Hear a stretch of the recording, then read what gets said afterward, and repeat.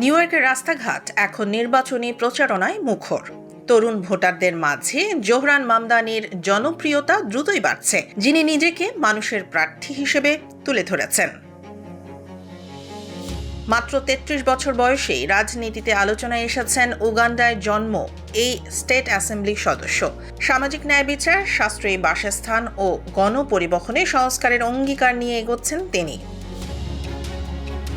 কিন্তু মঙ্গলবার হোয়াইট হাউসের এক সংবাদ সম্মেলনে প্রেসিডেন্ট ডোনাল্ড ট্রাম্প মামদানিকে অভিজ্ঞতাহীন ও অবাস্তব চিন্তাধারার রাজনীতিক বলে কটাক্ষ করেন। তিনি দাবি করেন, নিউ ইয়র্কের মতো বিশাল শহরে নেতৃত্ব দেওয়ার মতো প্রস্তুতি মামদানির নেই। অন্যদিকে মামদানির প্রচার শিবির জানিয়েছে, ট্রাম্পের মন্তব্য ভিত্তিহীন ও রাজনৈতিক উদ্দেশ্য প্রণোদিত। তারা বলেছে, মামদানি নিউ ইয়র্কবাসীর জীবনযাত্রার মান উন্নয়ন ও সাশ্রয়ী আবাসন নিশ্চিত করতে প্রতিশ্রুতিবদ্ধ। তবে বিশ্লেষকদের মতে, ট্রাম্পের এসব আক্রমণ উল্টো মামদানির ভাবমূর্তি আরও উজ্জ্বল করছে নিউ ইয়র্কের তরুণ ও প্রগতিশীল ভোটারদের চোখে।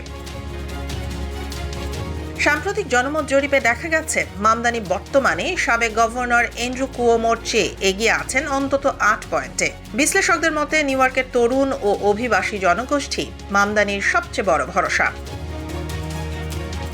আগামী ৪ নভেম্বরের নির্বাচনে মুখোমুখি হবেন মামদানি ও কুয়োমো। ফলাফল যাই হোক, এই নির্বাচন নিউ ইয়র্কের রাজনৈতিক ভবিষ্যতে এক নতুন অধ্যায় যোগ করতে পারে।